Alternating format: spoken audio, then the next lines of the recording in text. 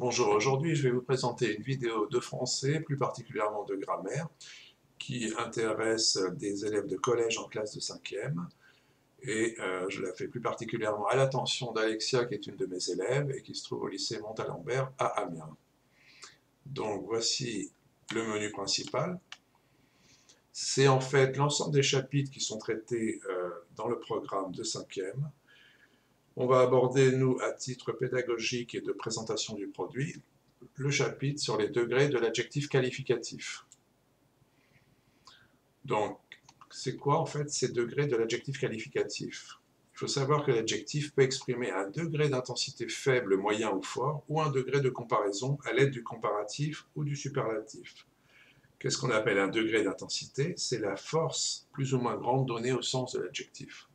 Donc en degré d'intensité, on pourra trouver une intensité faible, avec des mots comme peu, très peu, une intensité moyenne qui va être suggérée avec des mots comme légèrement, assez, un peu, plutôt, moyennement, une intensité forte avec des mots comme très, forte, trop, extrêmement, immensément, particulièrement, monstrueusement. L'adjectif peut aussi exprimer un degré de comparaison à l'aide des comparatifs et des superlatifs. C'est ce qu'on va voir avec les exemples suivants. En exemple de comparatif de supériorité, voici une phrase. Elle n'était pas plus haute qu'un cheval. Donc le sujet « elle » est comparé au cheval. On retrouve ici les mots-clés importants pour un comparatif de supériorité. Ils sont en inversion vidéo rouge. Plus, Q apostrophe. Un exemple de comparatif d'égalité. C'était aussi déchirant qu'un sifflet de locomotive. Donc ce qui est comparé, c'est le C apostrophe avec le sifflet. Les mots-clés qui sont représentatifs du comparatif d'égalité, on les trouve ici en rouge, aussi QU apostrophe. Un exemple de comparatif d'infériorité, cette palpitation était moins régulière qu'un moteur. On retrouve les mots importants qui définissent le comparatif d'infériorité, les mots moins et QU apostrophe. Là encore, c'est la palpitation qui est comparée avec le moteur. Voyons un exemple de superlatif de supériorité.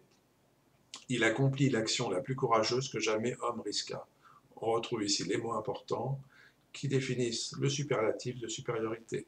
La plus que. On voit ici qu'en fait, ça signifie qu'il n'existe pas d'action plus courageuse que celle-là. C'est la plus courageuse de toutes. C'est ce qui fait le superlatif de supériorité. Voyons un exemple de superlatif d'infériorité.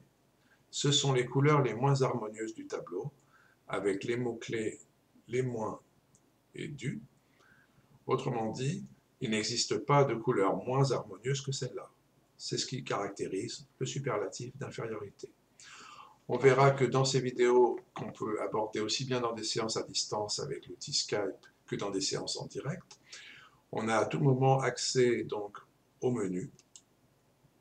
On peut revenir à notre écran actuel. On peut passer à des exercices. Et voici la présentation de ces exercices. Donc, il se présente ici sous la forme d'un QCM, question à choix multiples, c'est-à-dire que l'élève lit les différentes phrases qui sont proposées, il s'agit de 5 réponses, et me donne la bonne réponse parmi les 5. Donc ici, il faut chercher le comparatif de supériorité parmi ces 5 phrases. Les chiens sont moins rapides que les chats, dans ce zoo il y a moins de girafes que de tigres, les girafes sont plus hautes que les zèbres, il y a autant de panthères que de léopards, il y a moins de lions que de rhinocéros.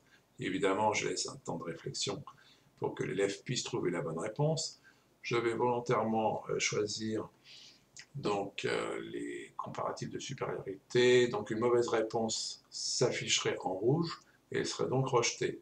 Ici, la bonne réponse, c'est les girafes sont plus hautes que les zèbres.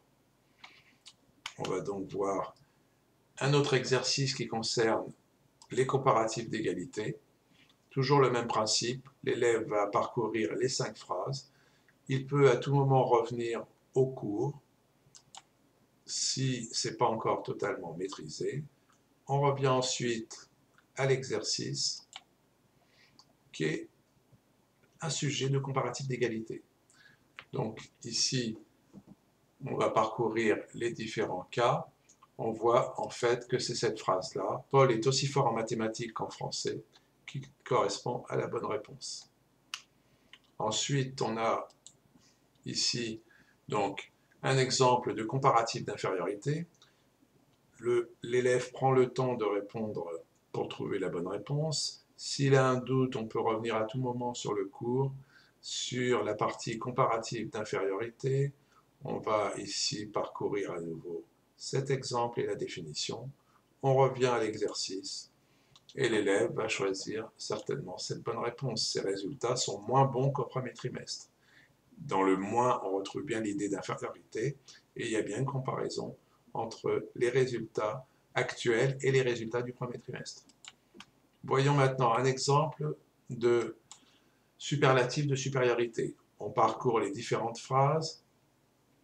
L'élève me propose une réponse. Si elle est mauvaise, elle s'affiche en rouge. Si elle est bonne, elle s'affiche en vert. À tout moment, on peut aussi activer un écran d'évaluation. Et dès qu'il y a une bonne réponse, elle est validée ici. Une mauvaise réponse, elle est incrémentée ici, et ainsi de suite. Donc, je reviens à la diapositive active, et je passe sur le dernier exemple qui concerne le superlatif d'infériorité. Donc, en fait, il s'agit ici d'un exercice. L'élève va parcourir les 5 réponses possibles, et la bonne réponse, ce sont les rues les moins éclairées du village. Puisqu'on évoque des rues, et qu'il n'existe pas de rue moins éclairée que celle-là, c'est un superlatif d'infériorité. Voilà, donc je reviens au menu principal. On a vu qu'on pouvait parcourir un jeu d'exercices. On peut revenir au cours à tout moment, à une fenêtre d'évaluation. Donc, c'est la fin de cette présentation. Je vous remercie de l'avoir suivi et je vous dis à très bientôt sur Skype ou lors de séances en direct.